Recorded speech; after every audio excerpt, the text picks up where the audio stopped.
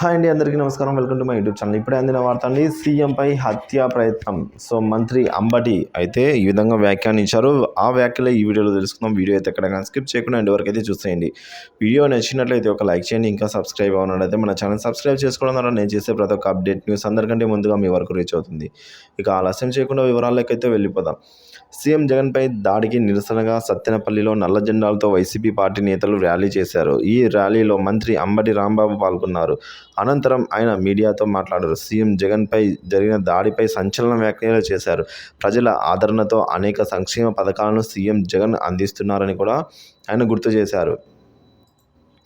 జగన్ను ఎదుర్కొనే దమ్ము ఎవరికీ లేదన్నారు. చంద్రబాబు కుతంత్రంతో రాజకీయాలు చేస్తున్నారని మండిపడ్డారు. విజయవాడని టీడీపీకి అడ్డాగా అని చంద్రబాబు అనుకుంటున్నారనితే అంబటి వివరించారండి. ఇక ప్రజాస్వామ్య పద్ధతిలో చంద్రబాబు కుళ్ళు కుతంత్రాలతో రాజకీయం చేస్తున్నారని మండిపడ్డాడు. సో ఈ విధంగా ముఖ్యమంత్రి జగన్ను హతమార్చాలని చూస్తున్నారని కూడా ఆరోపించారండి. సో ప్రజాస్వామ్యంలో ఈ పద్ధతులను ఎదుర్కోలేక ఈ దాడి చేయిస్తున్నారు చంద్రబాబుని కూడా అంబటి ఈ విధంగా వ్యాఖ్యానం చేశారండి. సో ఇంకా విజయవాడలో తనకు అడ్డుగా ఉన్న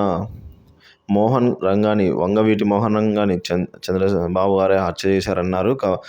ముద్రగడ పద్మనాభం కుటుంబాన్ని కూడా అనేక ఇబ్బందులకు గురి చేశారని పేర్కొన్నారు. చంద్రబాబు, పవన్ కళ్యాణ్, లోకేష్కి ఇవేమి చివరి ఎన్నికల అని అన్నారు. రాబోయే ఎన్నికల్లో ప్రజలను భూస్థాపితం చేస్తారని అయితే ఆయన జోస్యం చెప్పారండి. సో మరి ఆయన అయితే ముందుగా ఇలా చెప్పడం జరిగిందండి. ఇంకా దర్యాప్తు జరగాలి, దానిపై నిజాలు అయితే బయటికి రావాల్సి అయితే ఉంది.